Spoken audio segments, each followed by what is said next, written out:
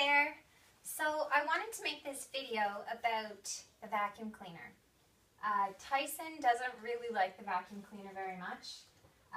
Even when I pull out the cord, he gets uncomfortable, a little bit stressed out. When I turn it on and then start moving it around, he's concerned about it. On the flip side of the coin, there may be dogs that want to play with the vacuum cleaner and they want to attack it. So the way I handle this is the same for either situation. So you train your dog to the place command, which is a boundary, so he has to stay on that place board until he's released, and then you go about your vacuuming. So what I normally do is I put the dog in one half of the room, and then I vacuum this side of the room. And I also make sure that when I'm doing my vacuuming that I'm not getting too close to him and I'm not doing a lot of that back and forth movement like into the dog, because that makes them worried.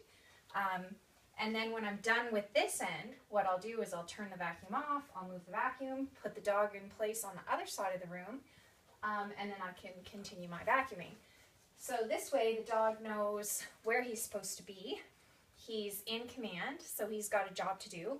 And he also sees me vacuuming away from him, so he knows that I'm not going to try to threaten him in any way or make his fears any worse. And eventually, my hope with Tyson is that when we practice our vacuuming enough times with this, he'll realize that he doesn't need to be worried about it anymore. So, let's turn the vacuum on.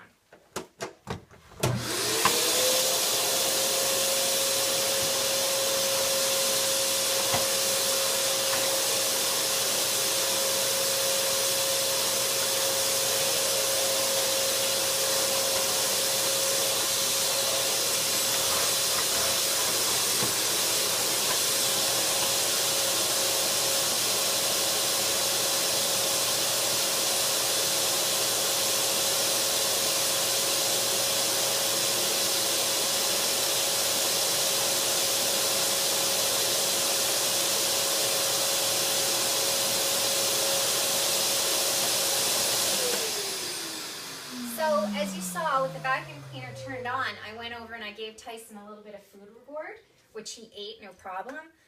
Oftentimes, one of the signs of intense stress is that your dog won't take food. So it's a way to gauge how your dog is feeling, number one, but also I wanted to reinforce to him that he's doing a really good job by staying on his boundary, even though this scary machine is running. So I'll switch him and then we'll do the other side of the room.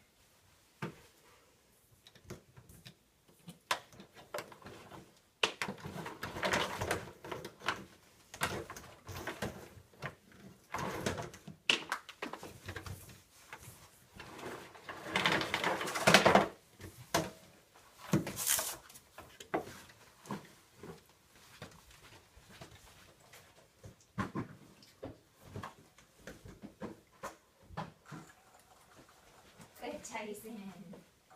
Good boy. Alright, ready, break. Good boy.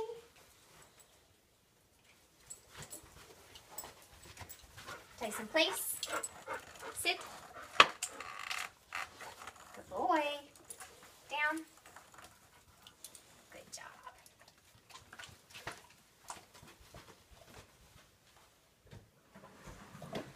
And another thing that you want to keep in mind is you don't want to really get too close into your dog's space when he's uncomfortable about this, but you also don't want to tiptoe around him. So you notice I'm kind of pulling it around, I'm making noise.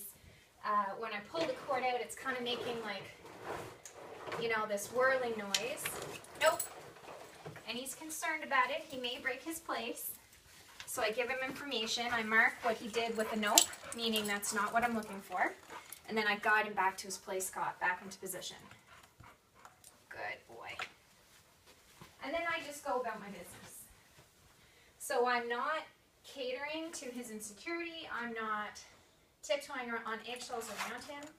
I want him to deal with it, so I have to pretend like it's not an issue, so that he realizes it's not an issue.